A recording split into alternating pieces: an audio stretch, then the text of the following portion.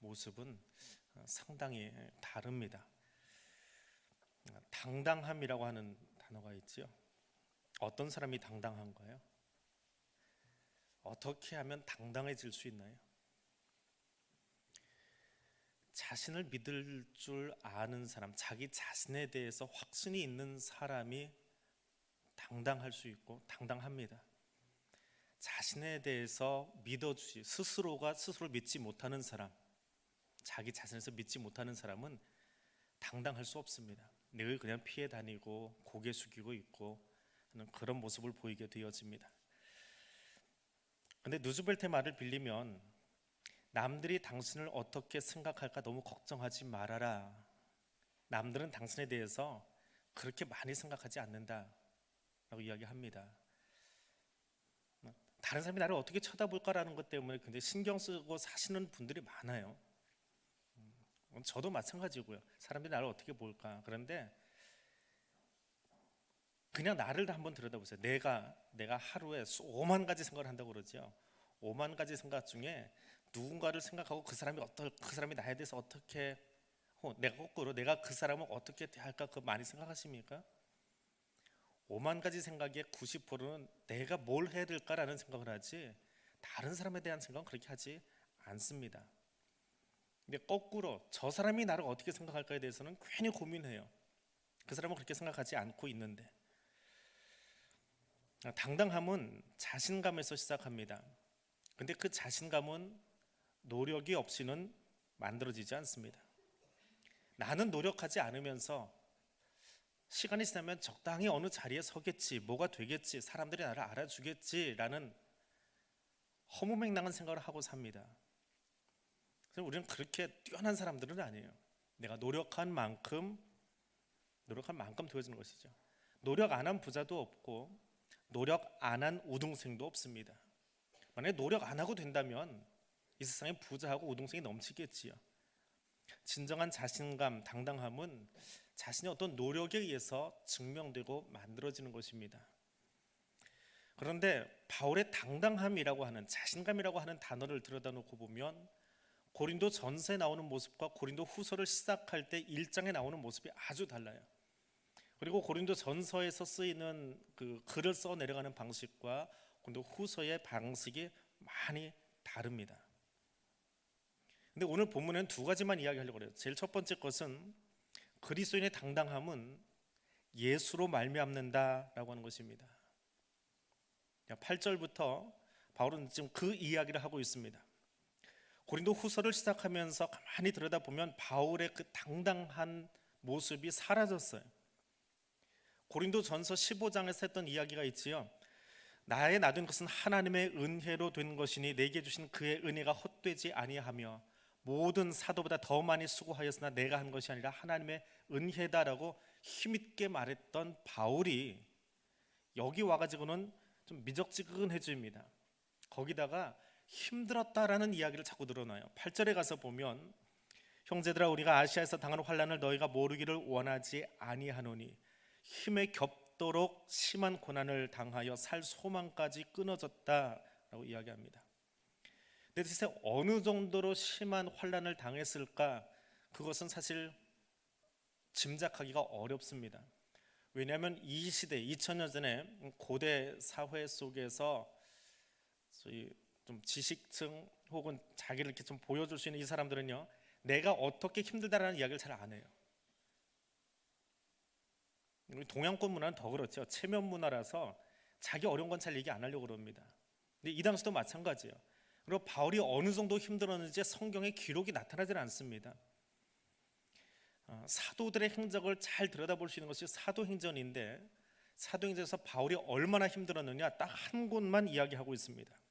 19장에서 에베소 극장에서 있었던 폭동, 그 사건, 그것만 누가가 기록을 해 놓았습니다.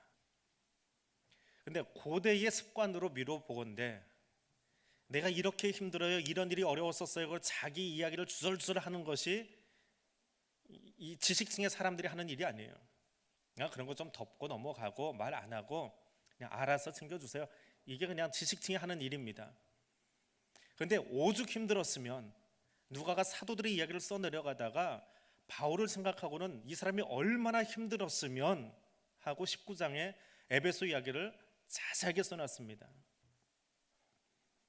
그런데 그런 이야기를 안 하는 사람이고 안 하는 풍토에서 에베소 이야기를 그 정도 썼을 정도면 그건 대표적인 이야기지요. 그럼 다른 에베소가 아닌 다른 지역에서 혹은 에베소 안에서도 에베소 극장 말고 또 다른 환경에서 얼마나 더 많은 고난을 당했을까. 그래서 한마디로 이야기하건대 8절에 나오는 것처럼 살 소망이 끊어졌다라고 하는 겁니다. 살 소망이 끊어질 정도로 힘들었다. 사는 게, 사도로서 사역하는 것이, 목회하는 것이 정말 힘들었다. 그래서 당당함이 사라져버립니다. 고린도 전서를 쓸 때와 후서를 쓸 때는 1년 차이밖에 안 나요. 대략 한 1년 정도. 근데 그 1년 사이에 바울이 당했던 고난이 소망을 끊어버릴 만큼, 살고 싶은 마음을 끊어버릴 만큼 힘들었더라라고 하는 거예요. 근데 바울이 여기서 이야기를 그치지 않습니다. 그 힘들었다라고 하는 이야기를 툭하니 하나 던져요. 던져놓고는 바울의 이야기를 끌어나가는 방법이 아주 재미있습니다. 나 너무 힘들어. 죽을 것 같아. 쉽게 이야기하면 그거예요. 죽을 것 같아. 그래서 내가 뭘 느꼈느냐? 내 힘으로는 못하겠어. 목회는 정말이지 내 힘으로는 못하겠어. 아무리 최선을 다하고 아무리 수고해도 사람들이 알아주지 않거든. 오히려 너희 고린도 교회를 보니까 매일 나에 대해서 오해하고 비난하고 없는 소리 만들어내고 그런 거 보면 차라리 때려치는 게 낫지 이거 하는 게 좋겠냐? 그 정도로 힘들어. 근데 너희 교회만이 아니고 에베소에서는 정말 죽을 맛이었고 그 다른 도시를 지나갈 때도 마찬가지야. 내가 거기 전도 여행을 하고 한 번, 두 번 돌면서 그 도시들을 지나갔는데 그렇게 공을 들이고 그렇게 기도하고 그렇게 열심히 복음을 전했는데 그래도 여전히 다른 교리에 빠져서 엉뚱한 소리 하는 거 보면 한마디로 이야기해서 8절의 이야기를 풀면 그거야. 죽을 맛이야. 못 해먹겠어. 그만두고 싶어. 그게 내 솔직한 심정이야. 이게 8절 후반절의 이야기예요. 죽을 만큼 하기 싫은 거예요. 바울의 입장에서 8절만 놓고 보면 정말 전도 사역, 선교하는 사역, 목회 사역 하고 싶지 않아요. 죽을 맛인 거예요. 이거 어떻게 이길 수 있습니까? 어떻게 하면 그 죽도록 하기 싫은 목회 사역을 다시 해낼 수 있겠습니까? 아무리 열심히 해도 최선을 다해도 사람들이 알아주지 않고 맨날 딴소리만 하고 있는데 그런 성도들을, 그런 회중을 바라보면서 바울은 어떻게 사역을 다시 할 수 있겠습니까? 여기서 아주 묘하게 넘어가요. 그러면서 복음의 진수를 건드립니다. 예수 때문에 해요. 예수님 때문에. 예수님이 어떤 분이라서요? 바울이 전하기 원하는 예수 복음의 핵심이 뭐예요? 여러분 예수 믿는다 할 때 예수의 무엇을 믿으세요?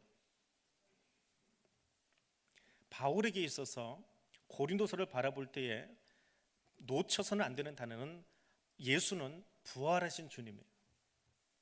부활의 주님. 지금 내 심정은 어떻다고요? 내 상태가 어떻다고요? 바울의 상태가 죽을 맛이라고요. 죽고 싶다고요. 제가 죽고 다 포기하고 내던져버리고 싶은 마음이에요. 죽은 것 같아요. 내가 소망이 끊어졌어요. 근데 내가 일어설 수 있는 건 누구 때문에 일어선다고요? 어떤 예수님? 부활하신 예수님. 나는 하다 힘들어서 죽겠는데 예수님이 오셔서 나를 어떻게 해요? 부활시켜 주세요. 나를 다시 살려주세요. 십자가에서 죽으시고 부활하신 그 주님만이 아니고 그 주님이 실제로 내 삶에 개입을 하시니까 세상 사는 게 정말 죽을 맛이고 다 포기하고 싶고 다 내던져버리고 도망가고 싶은데 그 주님이 오시면 나를 다시 살려내세요. 그게 부활의 주님을 만나는 거예요. 부활의 주님을 만나고 나면 죽을 맛이었던 삶이 살 소망이 생겨나는 거예요. 그게 예수 만나는 거예요.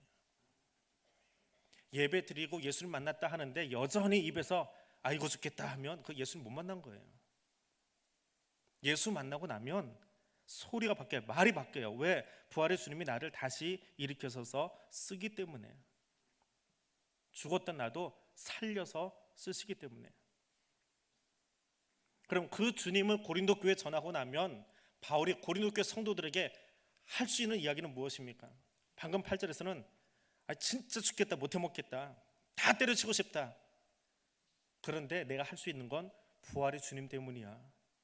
나는 죽을 것 같은데 죽었는데 주님이 오셔서 나를 살려주셨어. 그냥 거기 이야기까지 했어요. 그러면 편지는 지금 고린도 교회 성도들에게 쓰고 있는 거잖아요. 그럼 너희는 어떻게 해야 돼요? 너희는 나를 위해서 기도해주면 좋아. 나를 위해서 기도해주면 좋겠어. 11절입니다. 너희도 우리를 위하여 간구함으로 도우라. 우리가 많은 사람의 기도로 얻은 은사로 말미암아 많은 사람이 우리를 위하여 감사하게 하려 함이라. 이게 바울이 고린도 교회 성도들에게 부탁하는 거예요. 죽을 맛이야 하다가 부활의 예수 이야기하다가 우리를 위해서 기도해 주었으면 좋겠어. 지금도 그렇지만 고대 사회 속에서 질병이나 혹은 삶의 고통은 신의 노여움 때문에 찾아온 것이다 라고 생각을 했습니다. 바울이 이야기하죠. 나 죽을 맛이야 라고 하면 누가 그렇게 해놓은 거예요? 고대 사회 그 세상 속의 일반적인 관념으로 따지면 바울이 죽겠다라고 하는 건 누구 때문이에요? 하나님 때문이지요. 하나님 바울을 짓눌러가지고 고통스럽게 하고 있는 거잖아요. 근데 바울은 부활의 주님을 이야기하면서 그런 세상적인 일반적인 통념을 부셔버립니다. 내가 왜 힘들고 내가 왜 이렇게 고통스럽게 목회하는지 알아? 내가 힘든데도 왜 이 자리에 있는지 알아? 이것을 통해서, 내 힘든 것을 통해서, 내 어려운 것을 통해서 하나님의 위대하심이 무엇인지 나타나게 하려고 하나님이 나를 쓰고 계시는 거야. 왜? 나 봐. 정말 죽을 맛이잖아. 아니, 쟤는 가만히 들여다보면 어떻게 저렇게 살까 싶을 정도로 힘들게 사역하고 있잖아. 근데 매일 보면 새롭게 살아나고 있어. 어떻게?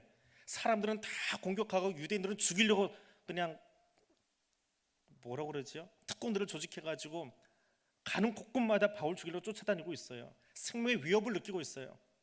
광주리에 실어가지고 성 밖으로 끌어내려야 될 만큼 그렇게 위협을 당하면서 살아가고 있어요. 그러니까 사람들이 그냥 보기에 바울이 살아가는 게 기적이에요. 그렇잖아요. 그 바울의 삶을 보면서 무엇을 느끼라고요? 하나님이 정말 위대하시구나.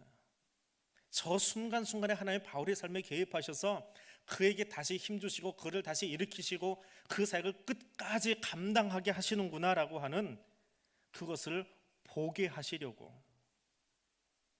그게 하나님이 나와 함께 일하시는 거야. 그러니까 제발 부탁하건대 나를 향해서 말도 안 되는 억측을 가지고 있거나 고질적인 그런 병폐를 가지고 힐난하고 비난하는 말을 하거나 그건 좀 멈췄으면 좋겠다. 고린도 교회에 좀 부탁하고 있는 거예요. 그리고 우리를 위해서 기도할 뿐만 아니라 14절입니다. 같이 한번 읽어보겠습니다. 너희가 우리를 부분적으로 알았으나 우리 주 예수의 날에는 너희가 우리의 자랑이 되고 우리가 너희의 자랑이 되는 그것이라. 우리 마지막 날 주님 앞에 섰을 때에 고린도 교회 성도들이 내게 자랑이 되어지고 하나님 내가 저 교회를 위해서 이렇게 열심히 했더니 이런 열매들이 맺혔습니다라고 이야기하고 또 거꾸로 고린도 교회 성도들이 바울을 바라볼 때에 그가 그 힘겨운 가운데도 이 교회를 향해서 정말 열심히 수고해 주었습니다. 그래서 우리가 여기 있습니다라고 서로에게 자랑이 되고 기쁨이 되는 모습으로 하나님 앞에 서야 될 거 아니냐. 근데 뭘 그렇게 끌어안치려고, 뭘 이렇게 주저앉히려고 있는 말 없는 말 다 지어서 당이나 짓고 있고 싸움이나 하고 있고 여전히 사도권을 이야기하고 있는데도 불구하고 믿지 못하고 그런 성도가 되지 말고 서로에서 기도해주고 결국은 마지막 날 주님 앞에 섰을 때에 오늘이 아니고 마지막 날 우리가 함께 주님 앞에 섰을 때에 서로에게 자랑이 되고 기쁨이 되는 그런 성도가 되자. 우리가 의지할 것은 세상에 떠돌아다니는 소문이 아니라 여기저기 돌아다니는 카더라 통신이 아니라 죽은 자를 살리시는 부활의 주님만 붙잡고 나아가자. 그게 우리의 당당함이다. 그게 그리스도인의 당당함이다. 그 당당함 가지고 살자라고 이야기하고 있습니다. 동일하게 우리에게도 말씀하십니다. 우리 마지막 날 주님 앞에 섰을 때에 옆에 앉아있는 사람이, 우리 함께 이 자리에 있는 사람들이 서로에게 자랑거리가 되었으면 좋겠습니다. 서로의 기쁨이 되었으면 좋겠습니다. 하나님, 내가 그 시간에 그 교회의 그 자리에 사랑하는 장로님, 사랑하는 권사님, 사랑하는 집사님하고 같이 신앙생활한 게 내게 자랑이고 기쁨이에요. 그분 때문에 내가 섰어요. 나는 또 그분을 위해서 기도해 주었어요. 혼자 쓴 게 아니고 그 목사를 위해서, 그 장로님을 위해서, 그 권사님을 위해서 내가 기도했어요. 그랬더니 잘 하시고 멋지게 은퇴하시고 멋지게 생을 마감하시고 좋은 영향을 끼쳤어요. 하나님, 그 위해서 나는 이렇게 기도했어요. 보이지 않지만 기도한 사람이에요. 그렇게 서로에게 기쁨이 되고 자랑이 될 수 있는, 그것이 믿음의 공동체임을, 그것이 부활의 주님을 믿노라 고백하는 사람들의 모습임을 기억하면서 살아갈 수 있기를 원합니다. 두 번째로 오늘 복음서에서 서신에서 이야기하는 것은 복음에 대해서만 예하라는 거예요. 복음에 대해서만 예하십시오. 오늘 본문을 읽다 보면 예, 아니요, 아니요 하는 단어가 몇 번 나옵니다. 이 말이 무슨 말이냐 하면, 고린도 교회 성도, 고린도만 그런 건 아니에요. 사실은 모든 교회가 다 그런데 지금 고린도서를 보고 있으니까요. 고린도 교회가 사도 바울을 엄청나게 오해합니다. 자기네 교회를 개척해준 멤버인데, 개척한 목사님인데 그 목사에 대해서, 그 바울에 대해서 오해를 해요. 우리 앞에서는 예 알겠습니다 라고 해놓고 뒤돌아서서는 에이 아니야, 저 교회도 아니야, 앞뒤 말이 다른 사람이다 라고 이야기하는 거예요. 우리의 제일 큰 게 뭐냐 하면, 우리에게 온다고 했는데 왜 안 오냐는 거예요. 좀 와서 얼굴 보고 우리 문제를 해결해 주지 왜 안 오고 있느냐라고 하는 거예요. 내일 올 것처럼 이야기하다가 내일 안 오고 글피 온대요. 글피 올 것처럼 이야기하다가 한 달 뒤에 온대요. 한 달 뒤에 온다는 게 1년이 가도 안 와요. 무슨 계획이 좀 잡고 스케줄이 잘 움직이면 좋은데 이게 매일 계획이 바뀌고 있어요. 그러니까 대체 우리를 향해서 오겠다는 마음이 있기는 한 건가, 정말 우리에게 오고 싶어 하는 건가, 그런 생각을 고린도 교회 성도들이 하게 된 거예요. 고린도 전서를 쓸 때 바울이 에베소에 있었습니다. 에베소는 어디에 있느냐 하면 지금 터키라고 하는 나라 있지요. 고린도 전서 할 때 지도를 한번 보여드렸는데, 성경 뒤에 보시면 지도 있으니까 한번 보세요. 지중해 연안에 터키라고 하는 큰 국가가 지금 하나 있습니다. 그 터키의 서쪽 절반이 아시아예요. 아시아주, 우리로 치면 경기도, 충청도 하는 아시아주라고 해요. 로마의 아시아주에 속해요. 그 아시아주의 제일 큰 도시가 어디냐면 에베소예요. 이게 해안 도시예요. 지금은 해안 도시가 아닙니다. 퇴적이 일어나가지고 바다가 메꿔져 버렸어요. 그래서 육지가 돼버렸는데, 그 해안 도시에서 많은 사람들이 무역을 하기 위해서 바다로 마게도냐, 지금의 그리스를 가요. 한 400km 된답니다. 지도에서 이렇게 쭉 선을 그으면. 그러면 서울, 부산 정도 거리예요. 배를 타고 많은 무역상들이 늘 오고 가는 길이에요. 그러니까 정말 생각이 있는 사람이면 에베소에서 배 타고 한 번에 고린도 쭉 와가지고 우리 문제 좀 해결해주고 우리 위해서 기도도 좀 해주고, 그리고 나서 데살로니가로 빌립보로 이렇게 거꾸로 북쪽으로서 올라가면 되지 않겠냐. 근데 그 배길을 이용을 안 해요. 배가 무서운지. 그럼 깜깜 무서우시게요. 나중에 들어보니까 바울이 배 타고 온 게 아니고 저 위로 돌아가지고 북쪽에서 남쪽으로 내려오고 있어요.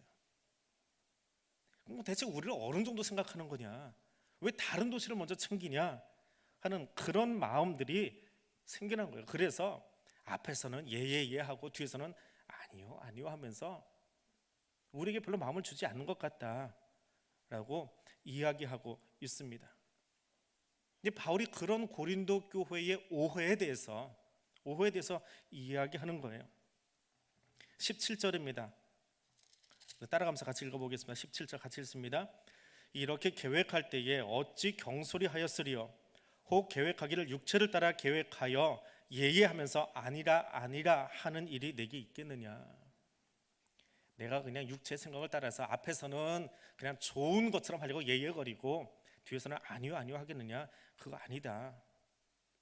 진짜 중요한 것, 우리가 예라고 해야 될 것이 무엇이냐, 그걸 내가 이야기해 주겠다. 이제 그 이야기가 뒤에 쭉 나오고 있습니다. 19절입니다. 같이 읽습니다. 우리 곧 나와 실루아노와 디모데로 말미암아 너희 가운데 전파된 하나님의 아들 예수 그리스도는 예하고 아니라 함이 되지 아니하였으니 그에게는 예만 되었느니라. 예하는 그 이야기를 나한테 적용시키지 말아라.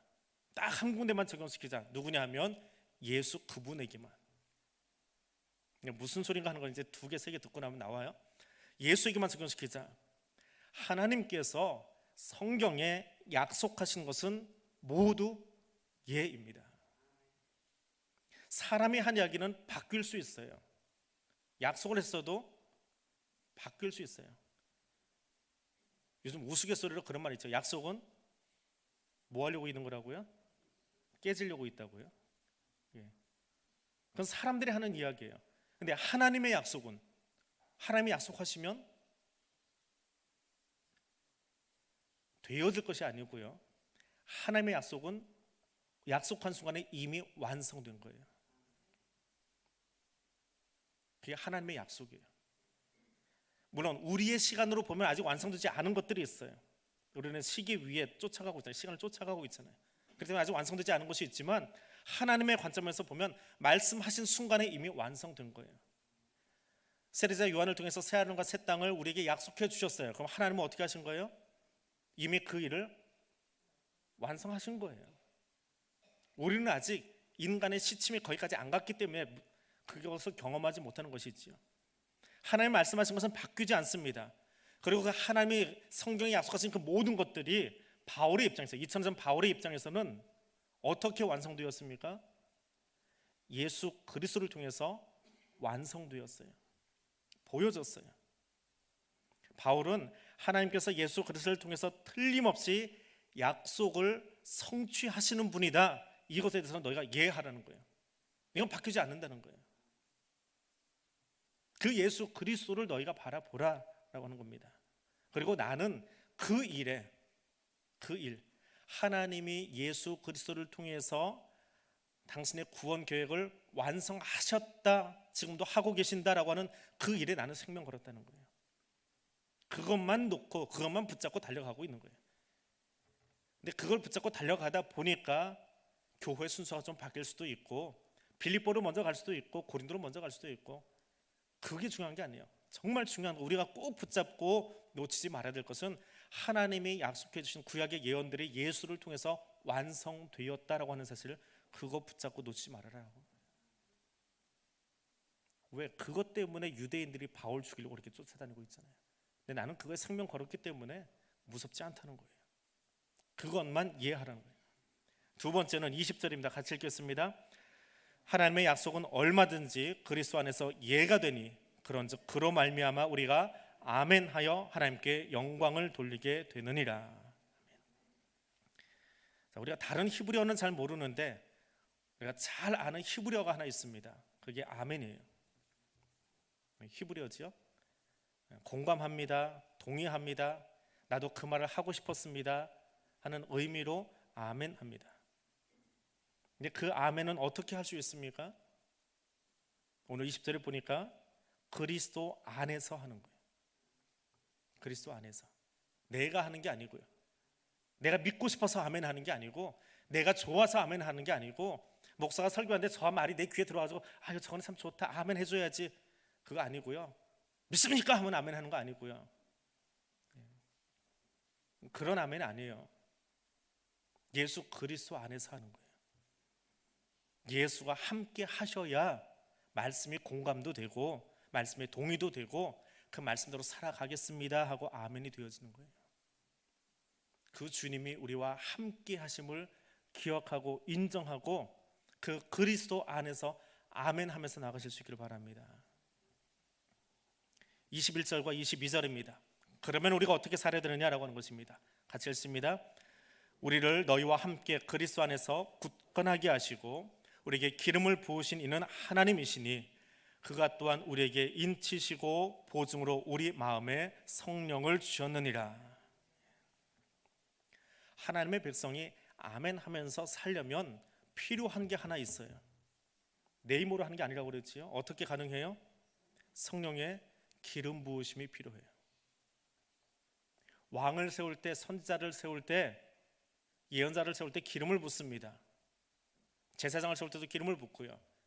그런데 하나님의 백성을 세울 때도 기름 부음이 필요해요. 그냥 되는 게 아니고요. 마치 왕을 세우듯이. 예수님이 우리를 향해서 그렇게 말씀하셨잖아요. 너희는 왕 같은 제사장이다 그랬잖아요. 왕으로 세우시려면 기름을 부어야 되는데 어떤 기름을 부어요? 성령의 기름 부으심이 필요하다라고 하는 거예요.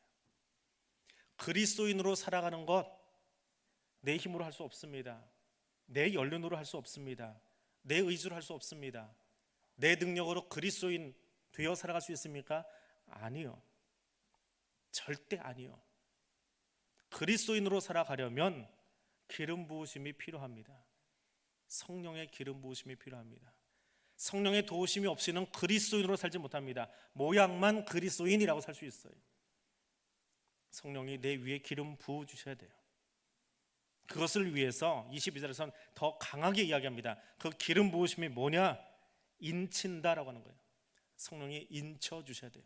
너는 내 거야 라고 도장 찍어 주셔야 된다라는 말이에요.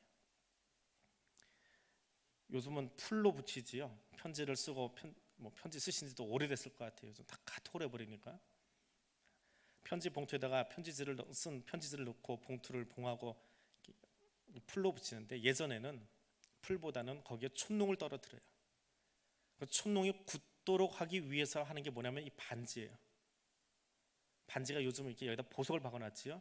근데 그게 아니고 옛날 귀족들의 반지는 평평해요. 거기가 지금 도장처럼 무늬가 있어요. 그걸로 촛농 위에다 꾹 눌러놔요. 옛날 그 로마 영화 보면 그런 장면들 종종 보실 수 있을 거예요. 그러다가 떼면은 거기에 자국이 남아요. 그 가문의 인장이 남아요. 그게 인친다라고 하는 말이에요.